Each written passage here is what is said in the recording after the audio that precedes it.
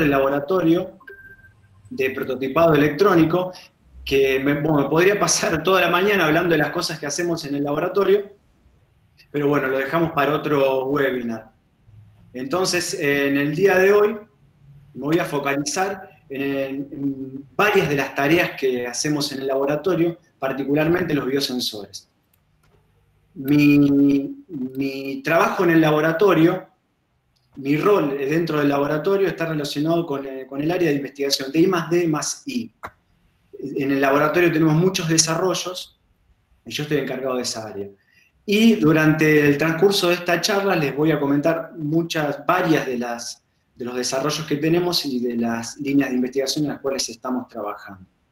Pero como les decía, nos vamos a focalizar en biosensores, más particularmente en una tecnología para ser utilizada como biosensores, que es una de las que estamos utilizando con mucha frecuencia acá en el laboratorio.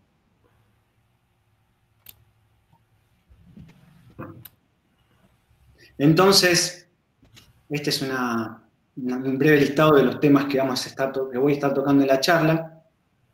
Voy a hablar muy brevemente de los biosensores, para así meterme en la QCM, la microbalanza de cristal de cuarzo, que es esta tecnología que puede ser útil para fabricar, desarrollar sensores, que puede ser utilizado como biosensores. Voy a hablar un poco de la física, los diferentes sistemas de medición, los modelos existentes y algunas aplicaciones. Para finalmente también hablar brevemente de otros dispositivos como son el FBAR y el LSO, que son dispositivos acústicos resonantes también, de volumen y de superficie, con los que trabajamos y vamos a continuar trabajando en el laboratorio. Entonces, ¿qué es un biosensor? Muchos de ustedes deben saber, pero vale aclararlo nuevamente, que es un dispositivo analítico que incorpora un elemento biológico específico que crea un evento de reconocimiento.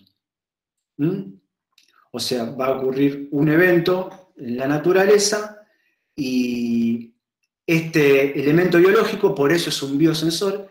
En el concepto de biosensores es muy importante este elemento de reconocimiento biológico. Entonces, genera un evento de reconocimiento y lo transduce un elemento físico, que sería el transductor de ese biosensor. Traduce una cantidad física en otra. Generalmente termina siendo una corriente eléctrica. En esta imagen parece ruidosa inicialmente, pero veo que resume y muy bien las características de un biosensor. Vamos a barrer de izquierda a derecha y vamos a comenzar acá con las muestras que se encuentran en el medio. Por ejemplo, el medio ambiente, las muestras ambientales, que pueden ser agua, aire, también de diferentes muestras humanas, de la saliva, la sangre, muestras de los alimentos y, por ejemplo, cultivos celulares. Dentro de esas muestras nos va a resultar de interés un target, un analito, que esos pueden ser ácidos nucleicos, metabolitos, iones y antígenos. Y se va a generar una interacción con este elemento de reconocimiento que va a estar fijo en el sensor. Y estas pueden ser enzimas, células, anticuerpos, ADN, ARN. Después entramos en el sensor, en la otra parte del sensor, que sería la del transductor. Entonces nos vamos a encontrar con diferentes tipos de transductores. Que ellos pueden ser, de hecho es una forma de clasificar un biosensor. Esos transductores pueden ser electroquímicos, calorimétricos, mecánicos y ópticos. Por ejemplo, si tenemos electrodos, se genera un evento en sobre ese electrodo y ahí se pueden medir, y eso puede generar ese electrodo, corrientes eléctricas, tensiones eléctricas, etc. Por ejemplo, ese transductor puede generar calor. En el caso de un piezoeléctrico, ese evento de deformaciones mecánicas va a generar un cambio en la frecuencia, un cambio en la fase.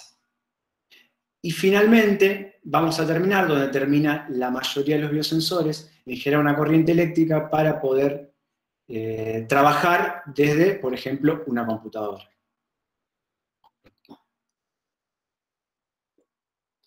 Los biosensores tienen varios requerimientos. Algunos limitan con la utopía, pero es a lo que se apunta, es a lo que apuntamos. Por eso pregunto, ¿qué pediría un químico analítico a la lámpara de Aladino? Y sería este listado de especificación, de requerimientos. Entonces, que sean específicos, que sean sensibles, la sensibilidad es muy importante, que sean estables en condiciones de almacenamiento, que sean exactos, obviamente, que sean reproducibles, lo podamos hacer acá, en un laboratorio o en otro lado, en otro país. Optimizados para parámetros físicos, como por ejemplo puede ser el pH o la temperatura. Evitar los tiempos, evitar este pretratamiento, o que ese pretratamiento sea mínimo, evitando así, minimizando los tiempos. Además que sea biocompatible, imagínense un biosensor implantable, por ejemplo. Este requerimiento también es importante, que sea portable, pequeño. Los usos en POC, los point of care, que es a lo que apuntamos, a lo que apunta el mundo en general, en poder resolver un problema o en la casa de un paciente o a lo sumo en el campo o en la clínica. Entonces, este requerimiento que sea pequeño trae muchas ventajas, que serían las de, bueno, la que le sigue, por ejemplo, que los costos, disminuir mucho los costos. También disminuir la muestra que se necesite para hacer funcionar este biosensor. Y ni hablar de los residuos que puede generar este biosensor. Lo estamos disminuyendo el tamaño, que estoy hablando un poco de los beneficios de la microfabricación. Y además que sean capaces de realizar mediciones rápidas. Y esto me pareció pertinente mostrar esta noticia. Esta es una noticia que salió en el diario, por la situación en la que estamos viviendo. Ya ustedes han visto en los noticieros que en Argentina se han desarrollado 2 test rápidos, uno serológico, el otro de ADN, PCR, y hay un tercero que ha sido desarrollado por la empresa CASPR Biotech, junto con investigadores de la UNL, y lo comento también porque los investigadores de la UNL los conozco, hemos trabajado, ellos trabajan en microfluídica en papel. Entonces, esta empresa tiene aceitada o trabaja con esta técnica del CRISP, los biotecnólogos la deben conocer mejor que uno, que es una técnica que competiría contra el PCR. Y lo que está acá a la derecha es un biosensor con el que ellos han trabajado. Lo que haría la gente de la UNL le sumaría su know-how en microfluídica en papel, por eso algunos de los investigadores están ahora en el Silicon Valley avanzando con estos desarrollos. Bueno, me pareció pertinente mostrárselos a estos avances. Entonces nos vamos a meter de lleno en la física de la microbalanza de cristal de cuarzo o QCM. El cristal de cuarzo presenta una frecuencia de resonancia. En el caso de los cristales que se usan como sensores, como biosensores, la frecuencia de resonancia es muy particular porque se les denomina vibraciones de alta frecuencia. En estos modos vibracionales se alejan de los modos clásicos que serían los de, por ejemplo, los longitudinales, esos modos vibracionales de pandeo, de extensión, compresión, porque estos se llaman de alta frecuencia porque ocurren en el espesor. Entonces, a ver si tengo la imagen. Bueno, esta imagen acá. Esas deformaciones, dependiendo del corte del cristal de cuarzo, bueno, me olvidé decirle que es un cuarzo piezoeléctrico. Un cuarzo piezoeléctrico o un piezoeléctrico transforma deformaciones mecánicas en corrientes eléctricas y viceversa. Entonces, a partir de una tensión que se le impone a los electrodos, una tensión senoidal, se van a producir las deformaciones en el cristal dependiendo de las características de ese cuarzo. En el caso de una microbalanza de cristal de cuarzo, el corte que se suele usar se denomina AT, presenta deformaciones de corte. Entonces, acá vamos a poder inferir o ver en esta gráfica cómo se producen esas deformaciones de corte. Y, como ven, la onda acústica va a ocurrir en el espesor y lo va a hacer resonar al cristal a una frecuencia que es, fíjense, esta es media longitud de onda, entonces, o una frecuencia que está relacionada con el espesor, la longitud de onda es 2 veces el espesor del cristal, entonces esa frecuencia va a estar relacionada con este cristal, con el espesor de este cristal. Acá vemos la ecuación de Sauerbrey, que la encontró en el año 59, y relacionó el cambio, y esto es lo importante, por eso se empezó a usar como sensor este cristal de cuarzo. Presenta un cambio en la frecuencia de resonancia, cuando se le deposita una masa en su superficie. La masa se va a depositar sobre este cristal. Inicialmente, para que sea válida esta ecuación de Sauerbrey, esa masa tiene que ser de un material rígido, la que se deposite en la superficie del cristal. Entonces vemos que está en función, por ejemplo, de estos parámetros como ser la densidad y el módulo de corte. El módulo de Young habla de la rigidez y de la elasticidad de este cristal, siempre del cristal. También está en función del área de los electrodos. Y como vemos, en función de la frecuencia de resonancia y del número armónico. Entonces podemos trabajar no solamente con la frecuencia fundamental, sino con los armónicos, en este caso el tercer armónico. Ese n va a tener que ser impar para que resuene ese volumen. Y la ventaja de trabajar con los armónicos es que aumenta la sensibilidad, bueno, como lo muestra la ecuación. Va a aumentar esa sensibilidad, sí vamos a perder amplitud, pero se va a ganar sensibilidad. Y antes, bueno, el orden de los nanogramos, centímetros cúbicos, esa es la sensibilidad del dispositivo. Esto supera ampliamente las balanzas analíticas de laboratorio en cuanto a esta sensibilidad.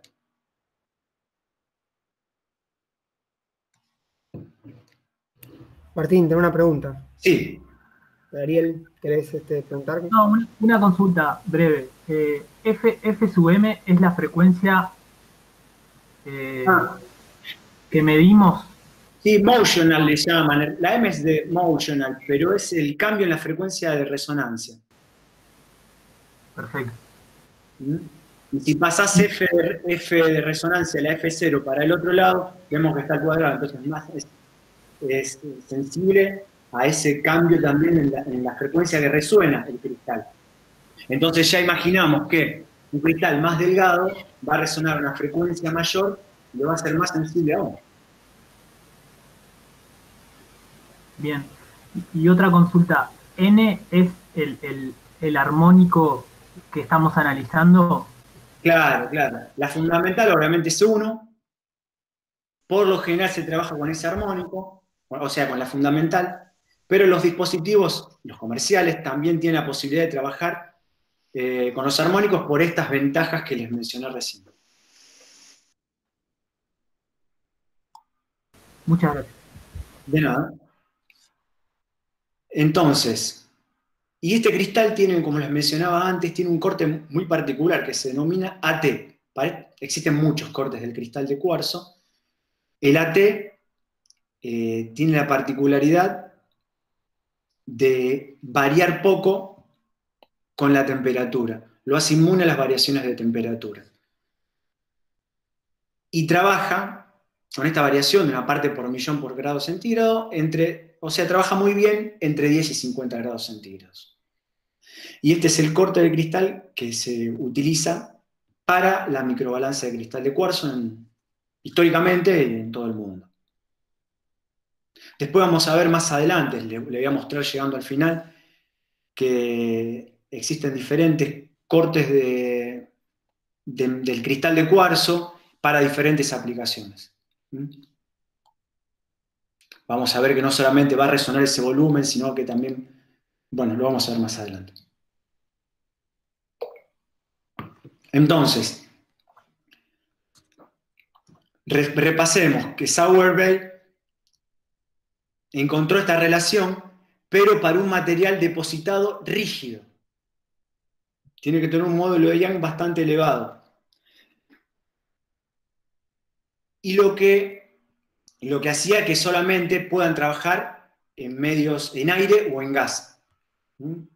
Y lo que encontró ya en los 80, Kanazawa, fue la posibilidad de trabajar, o sea, encontró la relación de una ecuación analítica que relaciona los cambios que ocurren en este cristal y en las deposiciones trabajando en un medio líquido, un medio viscoso. Entonces acá vemos que le incorporamos a esa ecuación parámetros del líquido, como son la viscosidad y la densidad. Y esto abrió un mundo interesantísimo para poder trabajar utilizar la QCM como un biosensor.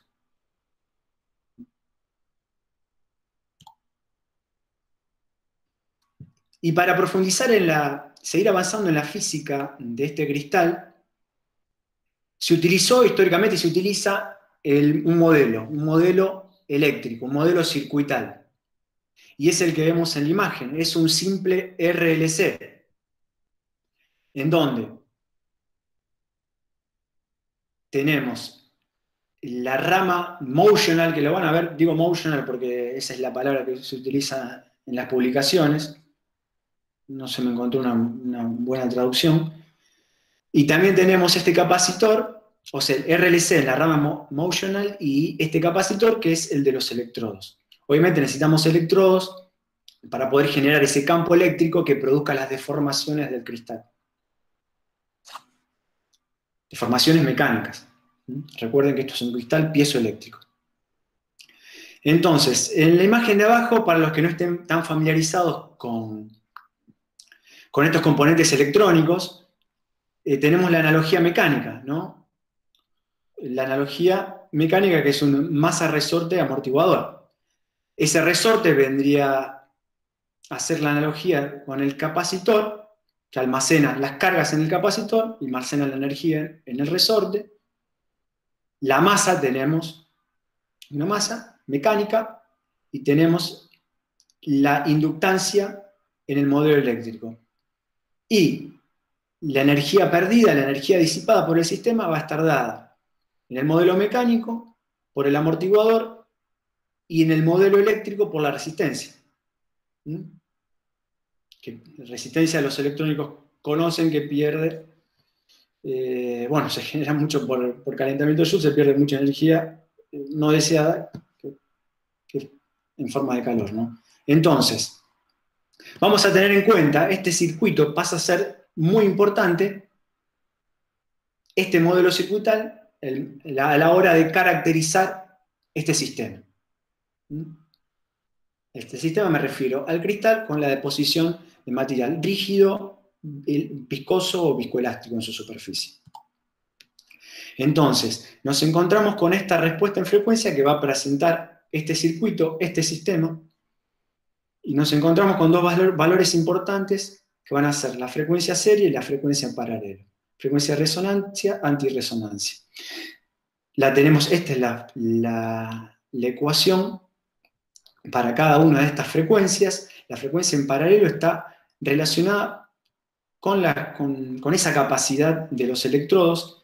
Las que nos va a interesar va a ser la frecuencia serie, que la vamos a tomar como nuestra frecuencia de resonancia, y de hecho está en función de la capacidad y la inductancia de esos componentes reactivos del circuito. Y en la frecuencia en paralelo le incorporamos las capacidades de los electrodos. ¿Mm? En esta imagen, esta respuesta en frecuencia, tenemos por un lado,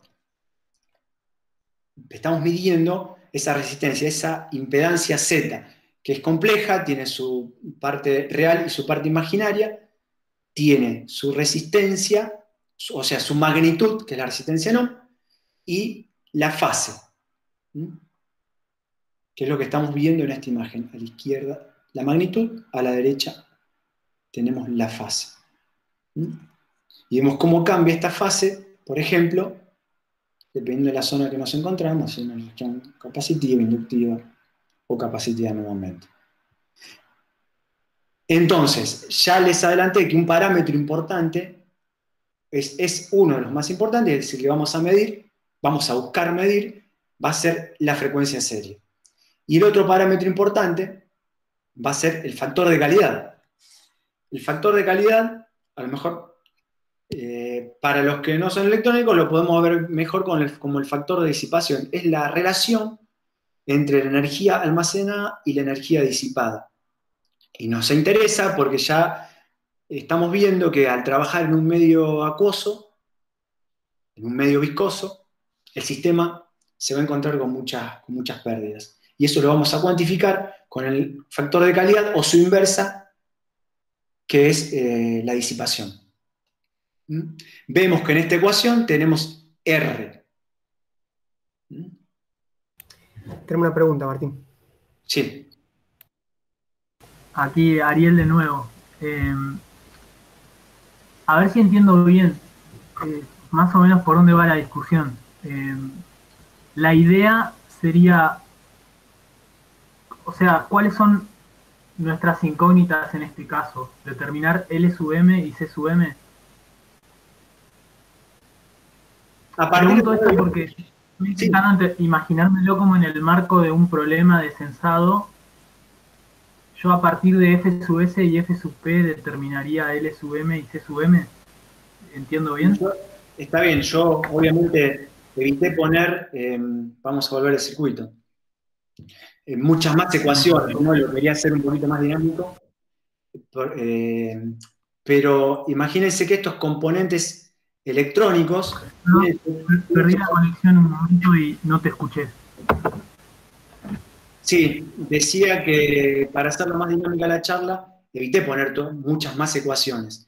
Cada uno de estos componentes eléctricos tiene su ecuación analítica y que está en función de los parámetros. ¿Qué parámetros tenemos? Y los parámetros mecánicos del cristal y del electrodo también, ¿no? Y del material que se deposita en su superficie. Entonces, a partir de todos esos parámetros, vamos a poder obtener todos estos valores RLC, estos valores RLC y de este capacitor. Entonces, por eso es que tenemos estos valores acá, que ya conoceríamos su valor, para obtener este parámetro que va a ser de nuestro interés. Y no te preocupes porque nos interesa tanto, lo vamos a ver más adelante. Tanto la frecuencia de resonancia como el factor de calidad. Bien. Esta es otra forma de ver esta respuesta en frecuencia, en donde vemos la admitancia, que es la inversa de la impedancia. Entonces nos encontramos también, es un valor complejo, entonces nos encontramos con su parte real y su parte imaginaria, que sería la conductancia en este eje y la susceptancia en este otro eje. Lo que vemos en azul es la conductancia. Entonces existe un pico de conductancia que va a ser la frecuencia de resonancia, que va a coincidir con la frecuencia serie que les mencioné recién. Entonces, un parámetro que vamos a buscar medir en la microbalanza que vamos a buscar, como le decía, medir, va a ser la frecuencia de resonancia de este cristal. Por un lado, y por otro lado, el factor de calidad o la disipación, que es la inversa, ¿no? Entonces, una forma de obtenerla es a la disipación, o el factor de calidad, con una relación. Como le decía, es una relación entre la energía almacenada y la energía disipada. Entonces, es adimensional, ¿no es cierto? Esa dimensión. Entonces, vamos a medir el ancho, este ancho de banda, que es el FWHM, que es el Fundamental Frequency Wide Height Maximum. O sea, esta frecuencia de resonancia tiene un máximo. A la mitad de ese máximo medimos el ancho de banda y ese cociente nos va a dar este valor de disipación. O sea, la relación entre estas dos frecuencias va a ser la disipación, la energía que pierde este sistema. Entonces ya nos podemos imaginar que si esta es la respuesta en frecuencia para un cristal de cuarzo en el aire o con un material rígido, cuando trabaje en un medio viscoso, por un lado, nos vamos a encontrar que esta frecuencia de resonancia va a bajar, y por otro lado, este ancho de banda va a aumentar también. Porque van a aumentar las pérdidas en el sistema cuando trabajemos en un, por ejemplo, medio viscoso. Y antes, fíjense que todavía no estoy entrando a trabajar con líquidos viscosos y ni viscoelásticos. Sigo todavía con la deposición de materiales rígidos para que nos quede bien claro de lo que hablaba Sauerbrey. Entonces, fíjense, esta es la conductancia, cómo varía con diferentes deposiciones de materiales rígidos. Vemos que cuando se le deposita un material rígido, la frecuencia de resonancia cambia. Lo podemos ver, no tengo una imagen de eso, pero puedo volver a esta imagen. Imagínense, este es el cristal, el espesor del cristal. No sé si se ve el puntero láser, en el cual estoy simulando como que le deposito un espesor. Entonces, un espesor de un material rígido. Imagínense que vean que la longitud de onda que va a tener la frecuencia de la cual, o sea, esa señal acústica, esa onda acústica que se va a generar y a la cual va a resonar este sistema, va a ser mayor. ¿Me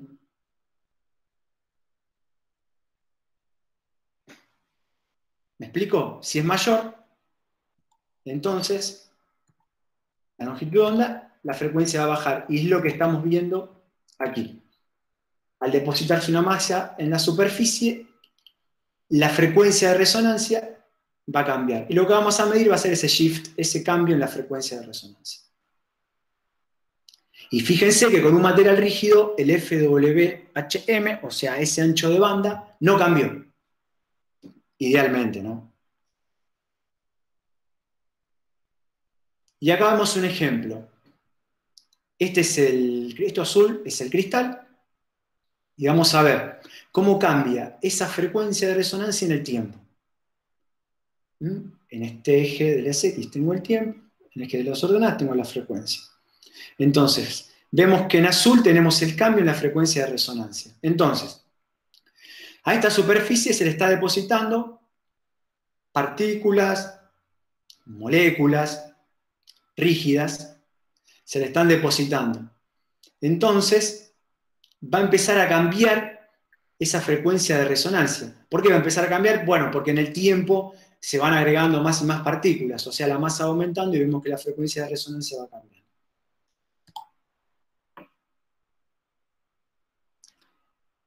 Y ahora sí, vamos a ver qué ocurre cuando trabajamos con un líquido viscoso, en un medio viscoso. Este cristal trabajando en un medio viscoso. Por lo general, ese medio viscoso va a estar en la cara superior. Nunca, o sí, con menos frecuencia va a estar el cristal sumergido enteramente en un fluido. Entonces, se encontró esta relación. Por un lado, vemos que en violeta, ¿qué tenemos? El cambio en ese ancho de banda, o sea, si cambia el ancho de banda, recuerden que cambia, o sea, cambia esa disipación, cambia el factor de calidad. Y en el eje de las X tenemos el cambio en la frecuencia de resonancia. Vemos en violeta se le depositó un film rígido, entonces lo que podemos ver es que cambia la frecuencia de resonancia, pero no cambia, con el aumento, ¿no?, de ese film rígido, pero no cambia el ancho de banda. Y cuando trabajamos con un film en turquesa, en un film viscoso, una solución viscosa, vemos que existe, y esto es también novedoso, una relación entre el cambio en la frecuencia de resonancia y ese ancho de banda. Bueno, existe una relación y se mantiene constante cuando se trabaja con una solución viscosa. No así cuando un film viscoelástico, o sea, imagínense una goma depositada en la superficie, además en un medio líquido, en un medio viscoso. Entonces esa relación de dos no es tan así y va a variar entre estos dos límites. Y es la verde que vemos acá. Me pareció oportuno entonces para mostrarles estos cambios, una simulación que hice con este modelo eléctrico, este modelo circuital. Hice una simulación. Fíjense, vemos lo que estuvimos viendo recién. La rama motional, que es el circuito RLC, y la capacidad, esta C2, que es el paralelo. Entonces acá tenemos esa respuesta en frecuencia. A ver con qué nos encontramos acá.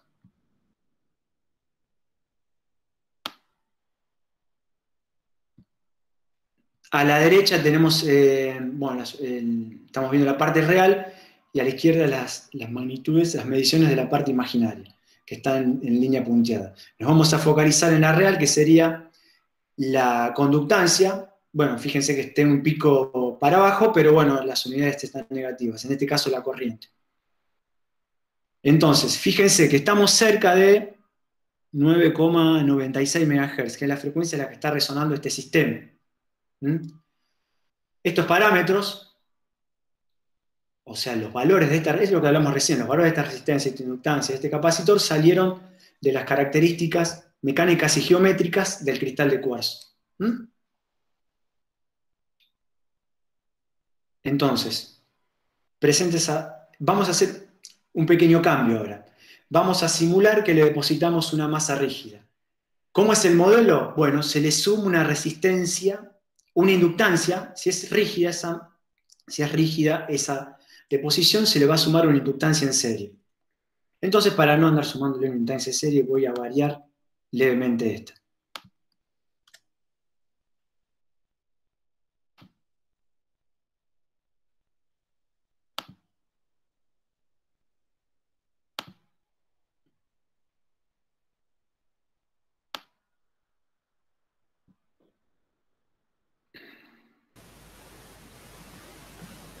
Martín, Sí, el valor original anterior era 4996.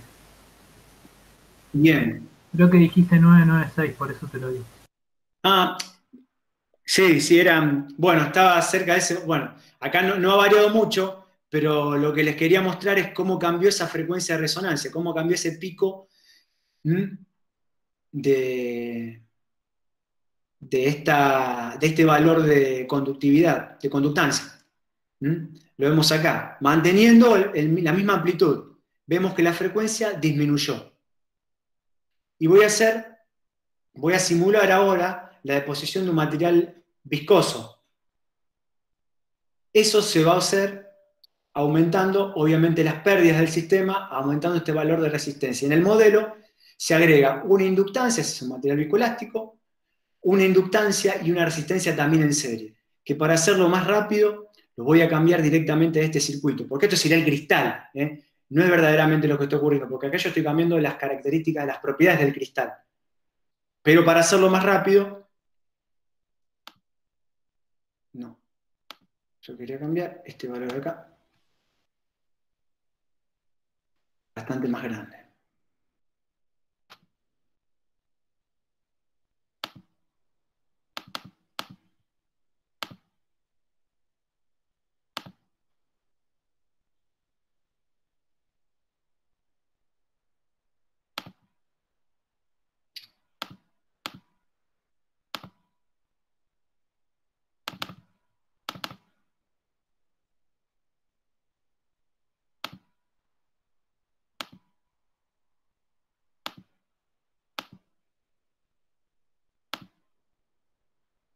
Bueno, acá podemos ver cómo. Por un lado, me olvidé de mostrarles el... No, estamos viendo... Bueno, fíjense que ahora estoy midiendo la corriente en otro sentido, pero es simplemente cómo lo acabo de medir yo. Fíjense que recién me olvidé de mostrarle, si bien es casi el mismo valor de 300, estábamos hablando de miliamper, porque le bajé varios órdenes o le aumenté varios órdenes el valor de esta resistencia. Entonces, por un lado, disminuyó la amplitud, porque estamos en el orden de los microamperes. Y por otro lado, aumentó este ancho, que es el ancho, ese ancho de banda que esperábamos que aumente, porque aumentó la pérdida de energía. Puede ser que no, sí, acá puede ser que no lo vean porque depende cuánto zoom le haga que parezca más grande o más chico, pero bueno, podemos ver que estamos entre 4.9 y 4.98, y bueno, si volvemos al valor anterior.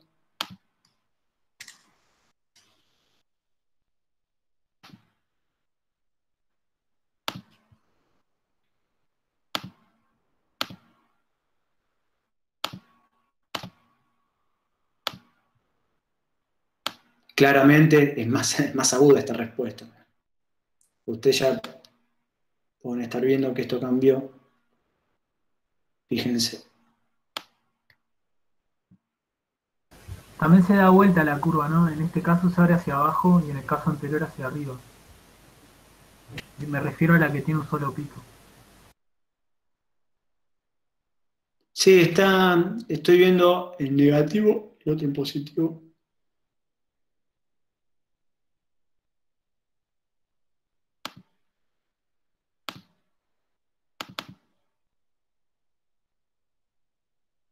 Ahí está, la estoy viendo ahora en positivo.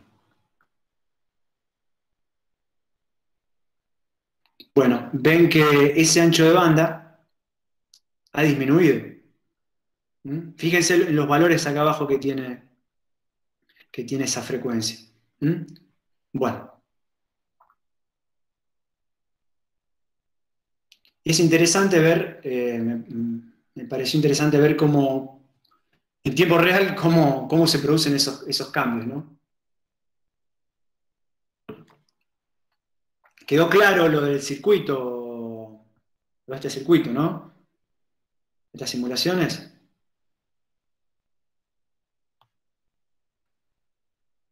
Sí. Perfecto. Entonces, acá vamos a ver una típica gráfica que encontramos en los papers, en las publicaciones, donde vemos que se funcionaliza la superficie de un cristal para trabajar como biosensor y así poder unirse a diferentes moléculas o reaccionar con el medio. Entonces, esta es, como les decía, una típica gráfica. Vemos en este eje tenemos la frecuencia. Entonces vamos a ver cómo cambia la frecuencia en el tiempo y cómo cambia la disipación también en el tiempo. Les vuelvo a repetir, los parámetros que vamos a buscar medir van a ser el cambio en la frecuencia de resonancia, el factor de calidad o la disipación, las pérdidas del sistema. Entonces, vemos que en función del tiempo, y este es un clásico experimento, le damos agregando diferentes moléculas para que reaccionen, se depositen, etcétera, pasen cosas en ese medio acuoso. Se agrega albúmina, baja la frecuencia, siempre en el tiempo, ¿no? Baja la frecuencia de resonancia y en rosa vemos que aumenta la disipación. En este caso vemos que se debe estar desprendiendo algo porque cuando se agrega la biotina, los biotecnólogos, bioquímicos, a lo mejor van a saber orientar mejor qué es lo que está pasando.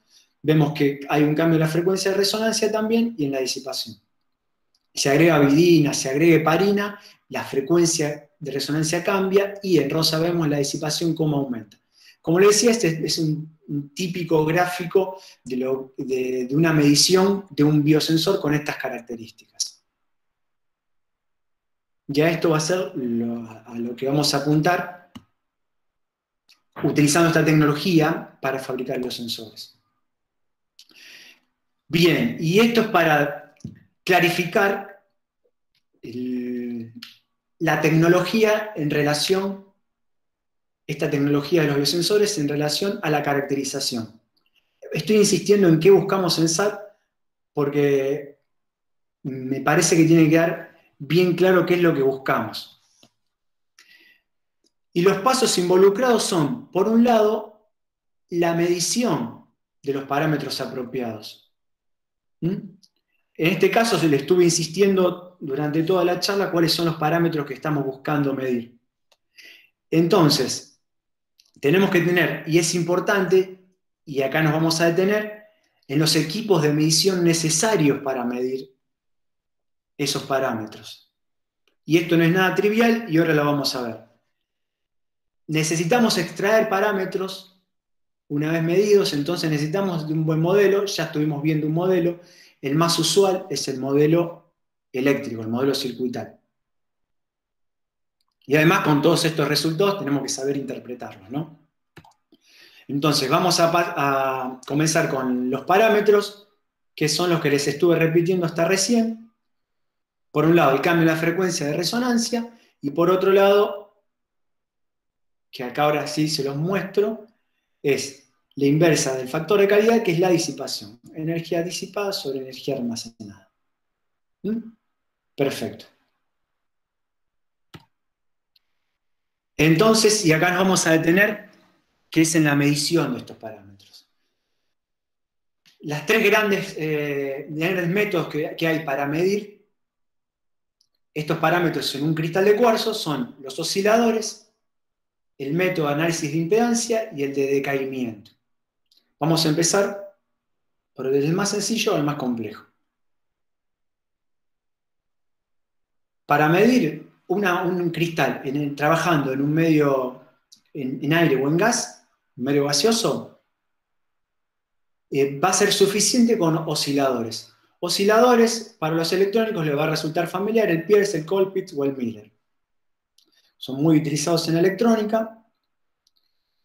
Presentan, bueno, al trabajar en un medio gaseoso, un alto índice de calidad, factor de calidad, y entonces con estos osciladores tradicionales los haríamos resonar sin mayor dificultad. Este es un típico Pierce. En lo que vemos el cristal, ¿cómo lo hacemos? Lo que buscamos con esta electrónica, con estos osciladores, hacer oscilar el cristal en su frecuencia de resonancia. Hasta vienen drivers, que se los llaman así, drivers de cristales específicos para una frecuencia determinada, para un cristal específico. Y también se pueden hacer con amplificadores, por ejemplo, de transconductancia, es un poquito más complejo, pero se puede resolver fácilmente. Y a un costo reducido. Una consulta, Martín. Sí. Sobre osciladores. O sea, ahí se ajustan, digamos, los valores de R1 o R2, por ejemplo, hasta que se consigue la resonancia. Claro, claro. Como te decía. Como te decía, una forma bien sencilla es hacerlo con un amplificador operacional, como acá lo muestra, y vas a ver que en la literatura vas a encontrar la sugerencia de estos valores de resistencia y de capacitores, obviamente. Hay que hacerlo resonar esa frecuencia, que en este caso se resuelve de manera sencilla, pero vamos a ver que es complejo cuando el cristal no trabaje en aire. Y como te decía, vienen ya crystal drivers, que ya te recomienda el fabricante, el valor de resistencia y capacitor, y que no deja de ser un operacional un poquito más complejo, pero te resuelve el problema de forma sencilla con un solo integrado. Acá les quería mostrar por ejemplo, esto porque yo he trabajado con esta máquina, es un equipo de sputtering que deposita metales y óxidos. Entonces, muchos de esos equipos de sputtering, para que vean una aplicación, ¿no? Suele tener incorporado, como ven acá a la derecha, una microbalanza de cristal de cuarzo, con su electrónica asociada, para ir midiendo en el tiempo los espesores de esas deposiciones de metales o de óxidos. Es algo muy usual. Pero como ya les adelanté, cuando las cargas acústicas son grandes, no va a ser fácil hacer resonar ese cristal a la frecuencia de resonancia. Entonces se puede interpretar mal, o se lo hace resonar, pero en otra frecuencia, eso va a producir una incorrecta interpretación de los fenómenos.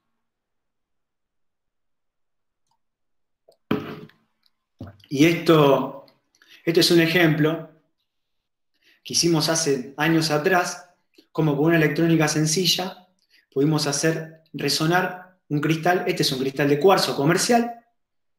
Por lo general tienen 14, resuenan en 5 o 10 MHz y tienen un diámetro de 14 milímetros.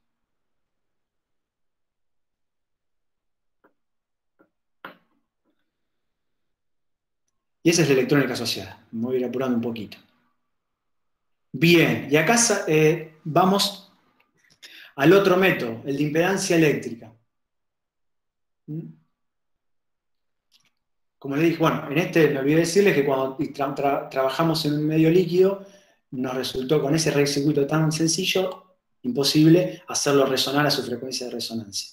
Entonces, existen estos dispositivos. El analizador de impedancias. Esto mide la respuesta en frecuencia de un sistema, en este caso del cristal. ¿Cuál es la mayor desventaja? Ya lo están viendo, el tamaño y los costos. Este Impedance Analyzer está en la CONEA y hemos trabajado en la CONEA Constituyente, el Centro Atómico Constituyentes, y hemos trabajado en el laboratorio de microfabricación y hemos trabajado con él. Y obtuvimos la respuesta en frecuencia que vemos acá a la izquierda, trabajando en un líquido. Ahí están viendo que dice atámero, trombina. Tranquilo, los voy a explicar más adelante. Pero acá vemos la respuesta en frecuencia que obtenemos, y a partir de esta respuesta en frecuencia vamos a poder obtener ese cambio en la frecuencia de resonancia y en la disipación, que es lo que estamos buscando. Y como les nombré, esas son las principales desventajas. Por eso se busca constantemente maneras de reemplazarlo.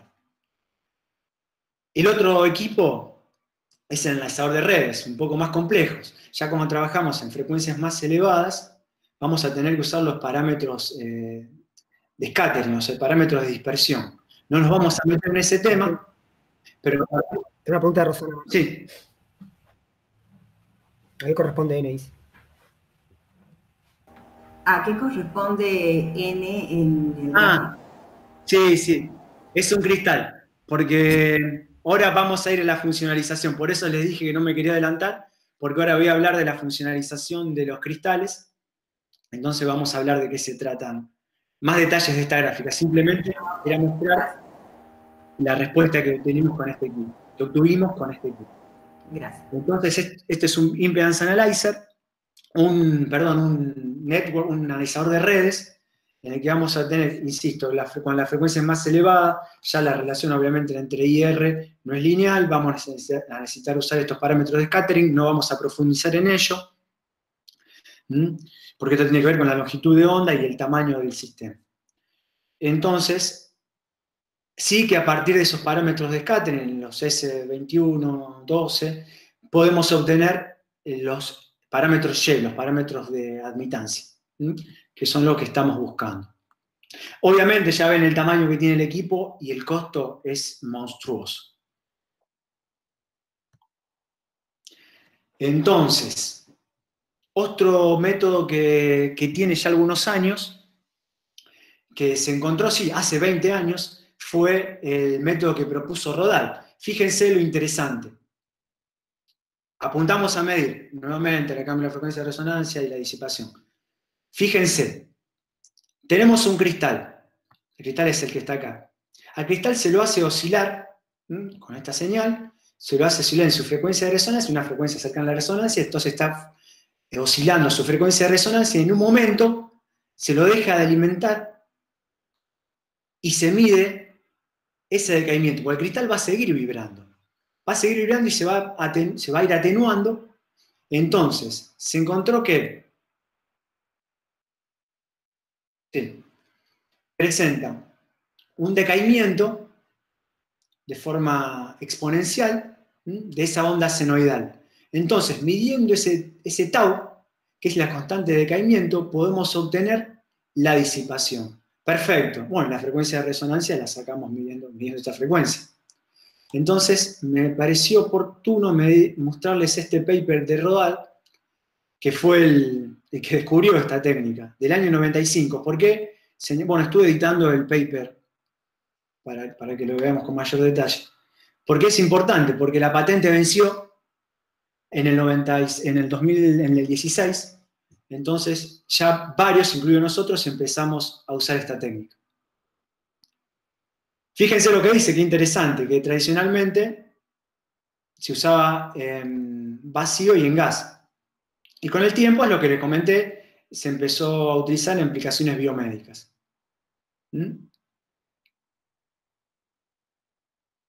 Y acá están las ecuaciones que les mostré, ¿no? El decaimiento, cómo ocurre, y se le mide esa constante de decaimiento para obtener la disipación. Bueno, eso es lo que les quería mostrar muy resumidamente, que me pareció súper importante, porque la verdad que fue un hito el descubrimiento de este señor, la invención de este señor. Entonces, estas son las ecuaciones que les mencioné recién. Y nuevamente,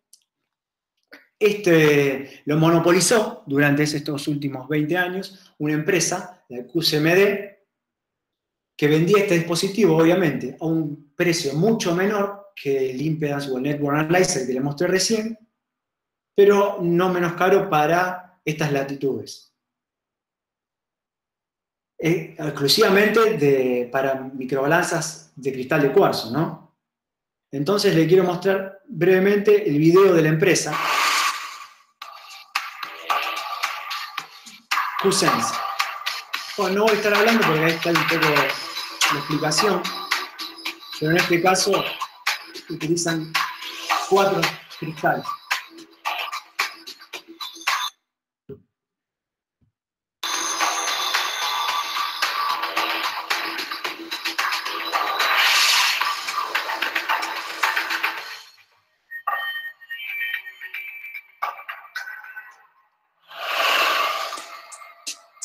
Y esto es algo de lo que les estaba mostrando recién, cómo cambia la masa en el tiempo.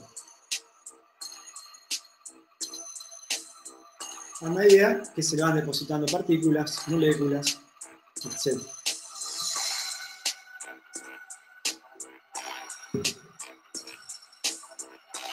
Vemos cómo, vemos a la derecha, lo llama, dice rigidez, o sea, más rígido y más suave. Justamente está hablando de esa disipación, de esa pérdida de energía. Bueno. Perfecto. Volvamos. Y además, otro dispositivo, esta es otra empresa que también desarrollaba equipos de medición, pero no midiendo disipación porque estaba patentado por esta otra empresa. Entonces, recién ahora empezaron Gamry empezó a trabajar con esta técnica, la disipación. Pero le sumó esta E, que es para trabajar con reacciones electroquímicas. Y eso es súper interesante. Porque tiene la posibilidad este dispositivo, y lo tienen los dispositivos que también hemos desarrollado nosotros de incorporar un potenciostato a ese sistema de sensado de parámetros de la microbalanza para producir y poder controlar reacciones electroquímicas. Tiene, bueno, también es un video, no, esta es la página de Gamry, cómo sería el dispositivo, donde vemos, estos son los electrodos con este potenciostato, ¿no? Vamos a tener un electrodo de trabajo, una referencia, un contraelectrodo, y eso lo logramos con este dispositivo que se le agrega a la tradicional AIC-QCM Mini, que es este equipo para medir la respuesta en frecuencia, medir disipación y cambio en la frecuencia de resonancia, y además le podemos agregar además de trabajar en un medio líquido, le podemos agregar la parte electroquímica, que es súper interesante, y más adelante vamos a ver por qué. Bien, ahora le mostré que esos equipos son muy difíciles o en algunos laboratorios difíciles de adquirir y de trabajar con ellos, por los costos, y además por el tamaño que tienen. Entonces han aparecido un montón de opciones, y las quiero mencionar acá, porque muchas son las que con las que hemos trabajado y las que hemos desarrollado en el laboratorio.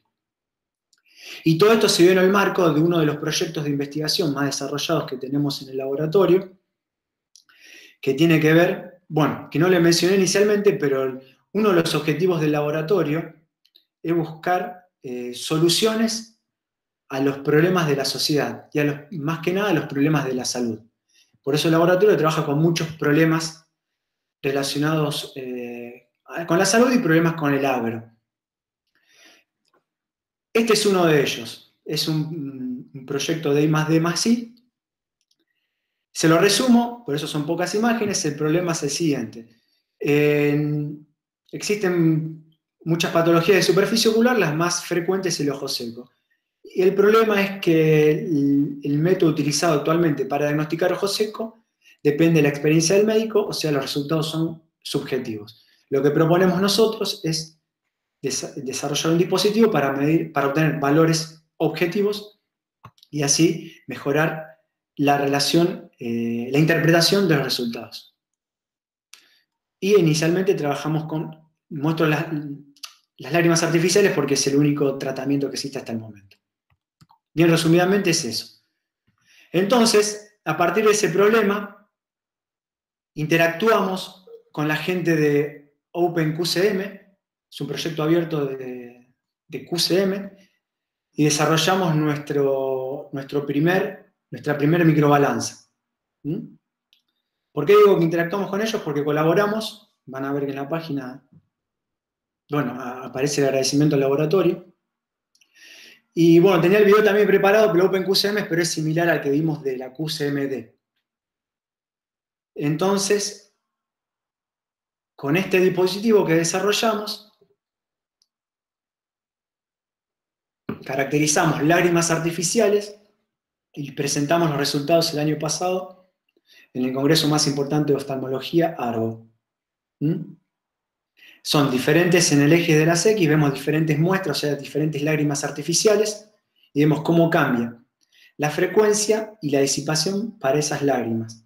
La conclusión es que logramos discriminar los diferentes tipos de lágrimas artificiales. Por ejemplo, encontramos tanto en disipación como en frecuencia. Y además encontramos, por ejemplo, que algunos lágrimas artificiales que tenían el mismo principio activo también presentaron sus diferencias. Más que nada por las diferentes concentraciones en otros componentes. Eso por un lado. Seguimos avanzando y buscamos cuál es el problema del OpenQCM, que también su electrónica era bastante limitada, entonces nos permitía solamente trabajar en aire. No permitía medir disipación, o sea, solamente el cambio de la frecuencia de resonancia.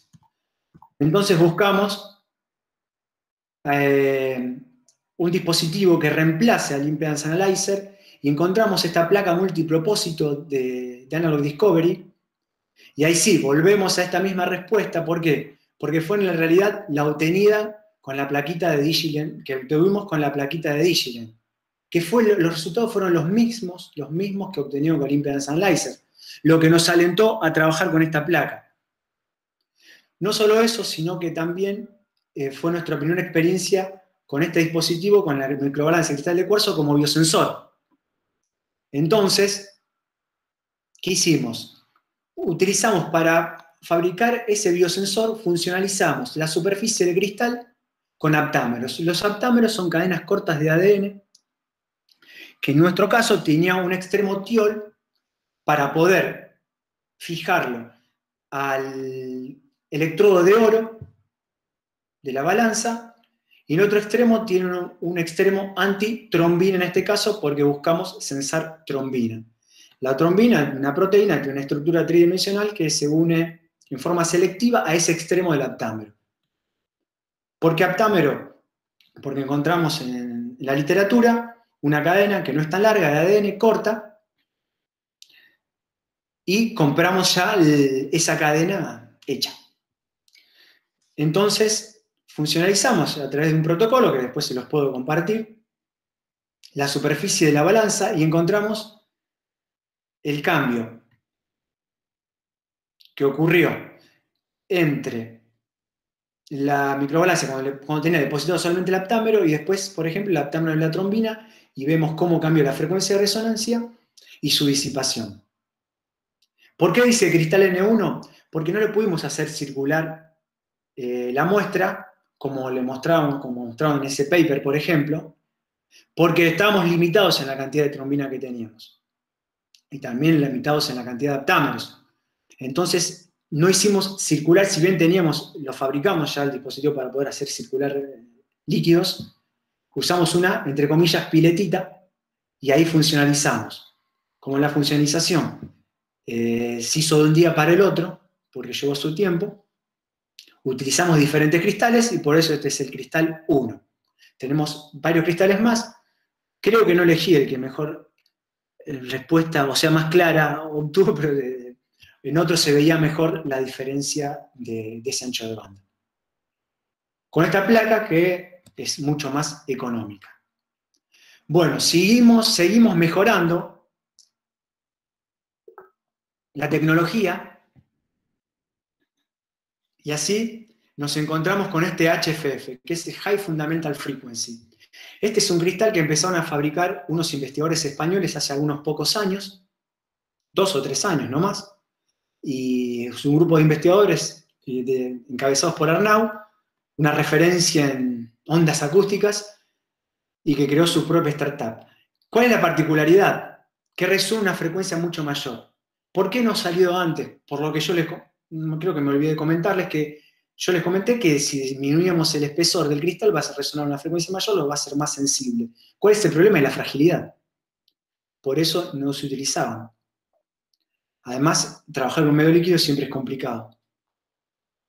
Y acá vemos que le han agregado como una carcasa para protegerlo y poder manipularlo al cristal. Fíjense en mi dedo, cuando un cristal, yo les dije que tenía 14, el cristal de cuarzo tradicional tenía 14 milímetros de diámetro, más o menos como mi uña. Fíjense, nos encontramos con que, fíjense el tamaño que tiene ese cristal, además de ser muy delgado, está resonando a 50 MHz, hay de 50, 100 y 150 MHz.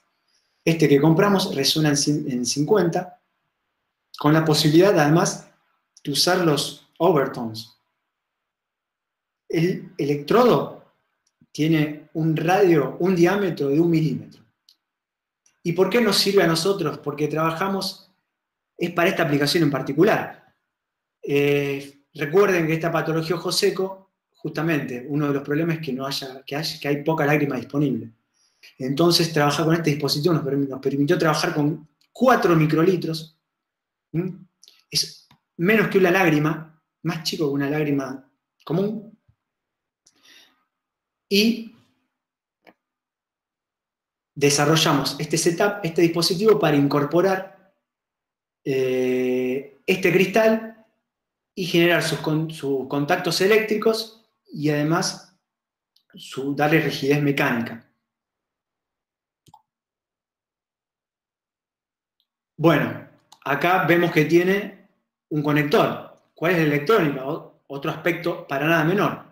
¿Cuál es la electrónica? Recuerden, frecuencias mayores. Necesitamos usar un Network Analyzer. Bueno, conseguimos este a mucho menor costo que el que les mostré antes. Mucho menor costo, estoy hablando 1 o 2 órdenes de magnitud menor. Sí, tiene una parte de software bastante engorrosa y su parte de calibración también, pero los resultados fueron estos que están acá, los que les mostré en la imagen inicial, en realidad, y fueron súper positivos los resultados con este equipito. Fíjense que es chiquito, entra en la palma de una mano. Martín, Sí. en el gráfico que obtuvieron se ven Lo que decías de los overtones, ¿te referís a los dos piquitos que se ven a la derecha del pico grande? No, eso es ruido. ¿Por qué? Porque estamos en 50, acá hay 50 megas, ¿no? Acá veo 53. El primer overtone estaría lejos, lejos, bastante lejos de acá. ¿Eh? 150. Entonces, no lo vamos a ver. Solamente esta es la frecuencia natural. Bien.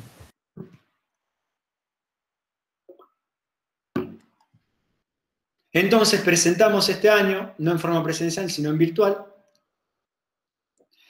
nuevamente en Arbo, los resultados con lágrimas humanas. Muy preliminar, de hecho usamos las lágrimas de voluntarios sanos, los voluntarios fuimos los integrantes del laboratorio, con unos resultados similares a los de las lágrimas artificiales. Obviamente, a partir de estos resultados, lo que teníamos previsto para estos meses, se pospuso por la pandemia, el estudio en voluntarios sanos, 300 voluntarios sanos para obtener valores de normalidad. Eso ya fue aprobado el año pasado por el Comité de Bioética. Así que ni bien pase todo esto, vamos a estar trabajando en eso. Y esto también son resultados muy, muy preliminares, lo hicimos desde la cuarentena, en los cuales medimos diferentes volúmenes de agua destilada y diferentes volúmenes. En realidad acá sería lágrimas artificiales, una marca en particular. Todavía tenemos que ver, justamente son muy recientes estos resultados, por qué se producen estas oscilaciones. Pero les quería mostrar que estamos trabajando en eso. No, es agua destilada, sí, acá tengo disipación y acá tengo frecuencia de resonancia. Es que también hemos trabajado con lágrimas artificiales. Acá están. Estas son las lágrimas artificiales. Bien. Y este es el dispositivo, este es un render, pero ya está hecho el diseño de la microbalanza con la electrónica. ¿Y qué electrónica va a tener asociada? Bueno, va a ser una que desarrollamos nosotros el año pasado. Y va a estar relacionada, vamos a medir la respuesta en frecuencia. Entonces, va a ser algo similar a esta plaquita Digital. Lo que va a hacer, vamos a obtener una respuesta en frecuencia de este dispositivo. Fue un año de debate que estuvimos no solo con el grupo, con el laboratorio, sino con investigadores, autores de los papers en los cuales usaban o esta placa o la QCMD, ¿no? O esta otra. Entonces, vimos que optamos por usar la respuesta en frecuencia, o sea, una electrónica no similar, porque es diferente. Este es una placa multipropósito, tiene otras funciones. Nosotros nos focalizamos en obtener la respuesta en frecuencia del sensor, entonces desarrollamos nuestra propia electrónica con los chicos del laboratorio que han trabajado mucho en esta nueva electrónica. De hecho, ya fue comprado, quedaron algunas cositas ahí trabadas, algunos detalles técnicos para poder hacerlo funcionar. Pero estamos en eso.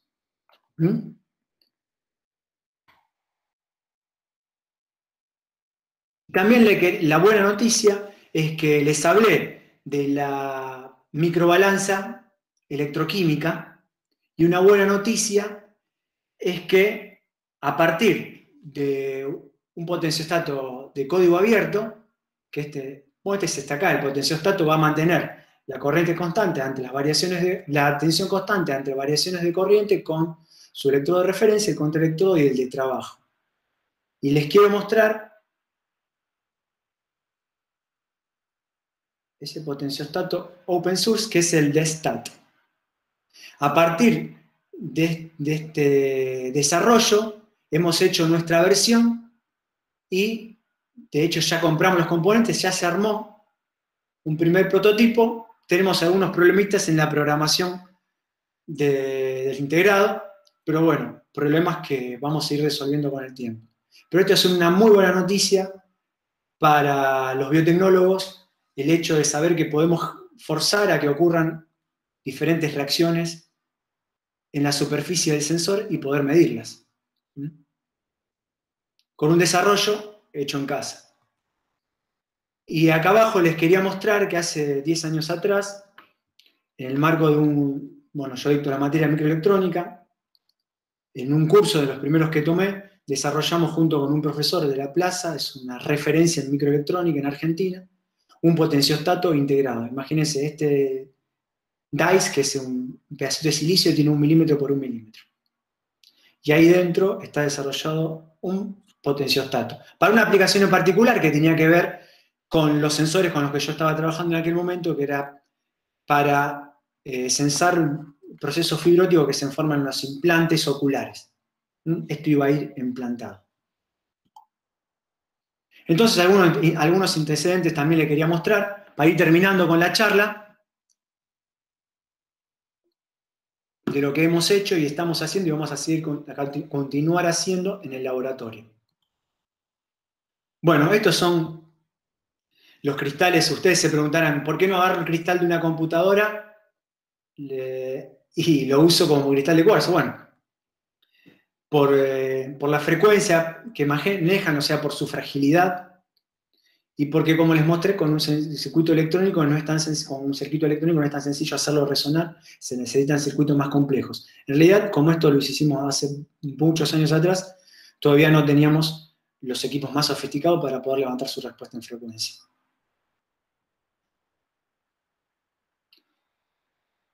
Y esto es otro tipo de desarrollo que hemos hecho. Esto quedó en investigación.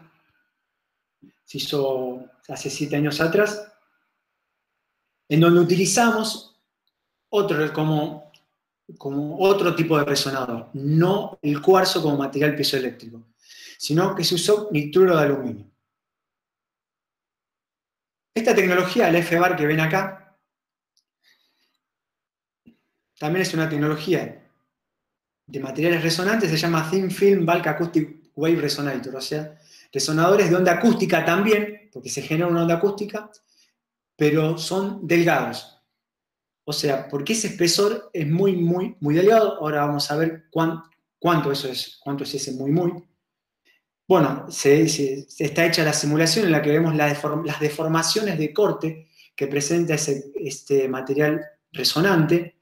Me olvidé de decirle que en el cristal de cuarzo también presenta, como les mencioné, estas deformaciones de corte, que, bueno, ¿cuál es la gran ventaja? Bueno, que puede trabajar en un medio acuoso.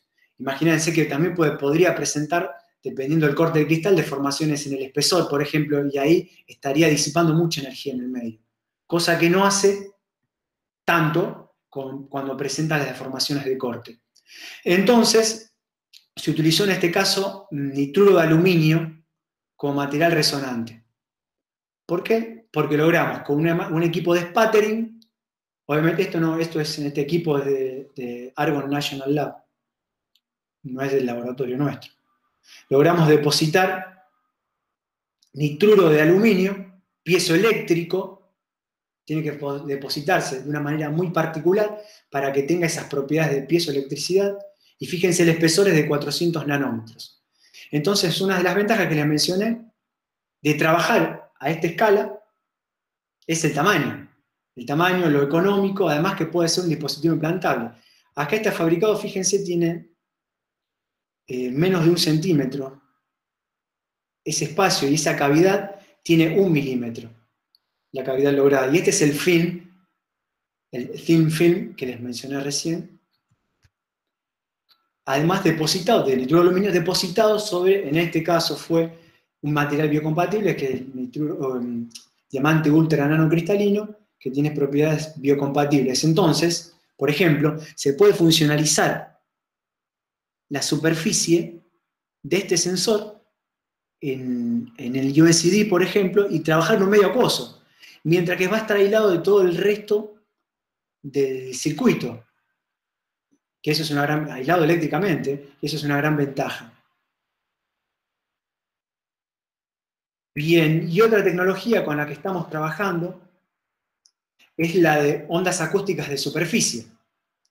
En este caso, también se parte de un sustrato resonante, que va a generar a partir de estos pares de electrodos interdigitados, o sea, hay un par en la entrada y un par de electrodos interdigitados a la salida. Se generan ondas acústicas de superficie que van a viajar en la dirección que lo muestra la flecha azul y que las deformaciones van a ser en el ancho que presenta este cristal. Entonces va a poder trabajar en un medio acuoso, porque esas deformaciones no van a ser perpendiculares al área, a la superficie principal. Van a ser a lo ancho, entonces le permite trabajar en un medio líquido y las voy a recibir, esas ondas acústicas que se van a generar en este sustrato piezoeléctrico, las voy a recibir en este otro par de electrodos interdigitados y voy a transformar nuevamente por el efecto piezoeléctrico esas ondas acústicas en corrientes eléctricas. La onda viaja por la superficie, entonces, bueno, lo que ocurre acá en el medio, por eso se le llama área sensible, va a producir cambios en la señal que va a llegar en este otro lado. Cambios en la fase, en la amplitud, en la frecuencia, por ejemplo. Y además, se encontró, no está dibujado en esta gráfica, que si le depositamos un material rígido en la superficie, no tan rígido como el cristal, esa onda acústica va a quedar atrapada en ese film un poco menos rígido. Entonces va a trabajar en un medio acuoso con menos, y va a presentar menos pérdidas. Y estamos trabajando en eso, que es este dispositivo que desarrollamos, bueno, parte en Estados Unidos y ahora ya lo empezamos a desarrollar acá. Fíjense, en este caso tiene tiene dos, lo llamamos delay line, ¿no? Dos delay line, una sería referencia. Y fíjense que ese cristal no está en el aire, está vibrando en el aire porque las deformaciones van a ser de superficie, entonces ven que un poquito más oscuro, ese cristal está pegado a esta PCB, que es una placa para generar los contactos eléctricos y poder medirlo con un Network Analyzer. Bueno, eso es todo. Espero les haya resultado de interés. Y bueno, dejo abierto ahora el micrófono a preguntas y tenemos 10 o 15 minutos de las preguntas que ustedes crean convenientes. Hola, Martín. Hola, sí. Bueno, ante todo, muchas gracias por la charla, muy interesante. Y me daba curiosidad el tema de las lágrimas, si están pensando en que va a ser necesario funcionalizar sus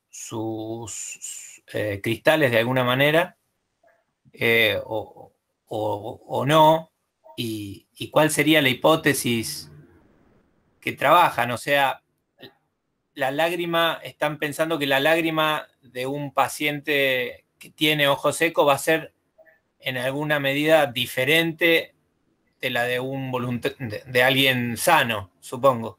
¿Diferente sí. En qué sentido? En términos de todos los parámetros que estuviste discutiendo. Sí, no quise profundizar recién en el tema de las lágrimas para no robar tanto tiempo, pero ya que me lo preguntás, viene perfecta esa pregunta. El oftalmólogo le llama fluidez de la lágrima, porque todavía no saben si es una cuestión de tensión superficial, de viscosidad, de densidad, de osmolaridad. O sea, sí, es un poco de estas cosas que te nombré, pero es un conjunto de todas ellas. Lo que se utiliza en la actualidad es medir esta fluidez que se hace pestañear al paciente en la lágrima de hendidura y se le mide el tiempo de ruptura de la lágrima. Entonces, como te decía, eso está relacionado un poco con la tensión superficial, un poco con la osmolaridad de la lágrima y de esa viscosidad. Pero no lo saben, a nivel mundial, eso todavía no lo saben. Entonces, ¿qué proponemos nosotros?